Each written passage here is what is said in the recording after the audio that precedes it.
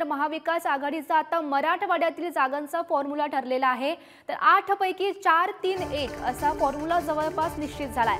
ठाकरेंच्या सेनेला 4, काँग्रेसला 3, पवारांच्या राष्ट्रवादीला 1 जागा, तर संभाजीनगरची जागा आहे ती ठाकरेंची शिवसेना लढणार आहे। तर हिंगोलीच्या जागेचा तिढा मात्र कायम असल्याचं दिसतंय। तर महाविकास आघाडीचा मराठवाड्यातील जागांचा फॉर्म्युला सध्या ठरल्याचा दिसतंय। तर 8 पैकी 4-3-1 असा फॉर्म्युला जवळपास निश्चित झाल्याचं सुद्धा समोर आलंय। तर ठाकरेंच्या सेनेला 4, काँग्रेसला 3, पवारांच्या राष्ट्रवादीला 1 जागा, तर संभाजीनगरची जी जागा आहे ती ठाकरेंची शिवसेना लढणार आहे। मात्र जी हिंगोलीच्या जागेसाठी तिढा कायम असल्याचं दिसतंय। तर या संदर्भात माहिती देत आहेत आमचे प्रतिनिधी उमेश करंजकर सध्या आपल्यासोबत आहेत। उमेश, महाविकास आघाडीचा मराठवाड्यातील जागांचा फॉर्म्युला सध्या ठरल्याचं दिसतंय आणि 8 पैकी 4-3-1 असा फॉर्म्युला जवळपास निश्चित सुद्धा झालाय।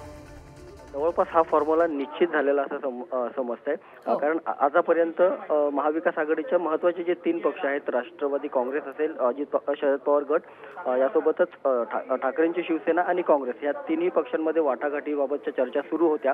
खास करून राज्यातल्या 48 लोकसभा मतदारसंघासाठी या चर्चा सुरू होत्या। मात्र आता जी माहिती मिळते त्यानुसार मराठवाड्यातल्या ज्या 8 जागा आहेत त्यामध्ये ज्या शीट शेअरिंग आहे त्याबाबतची चर्चा पूर्ण झालेली आहे आणि 8च्या 8 जागेसाठी या तिन्ही पक्षाचं एकमत झालेलं आहे। 4-3-1 असा हा फॉर्म्युला असणार आहे। यामध्ये ठाकरेंच्या शिवसेनेला 4, काँग्रेसला 3 तर राष्ट्रवादी काँग्रेसला 1 जागा अशा हा फॉर्म्युला ठरलेला आपल्याला पाहायला मिळतोय। नक्कीच उमेश, धन्यवाद दिलेल्या या माहितीसाठी।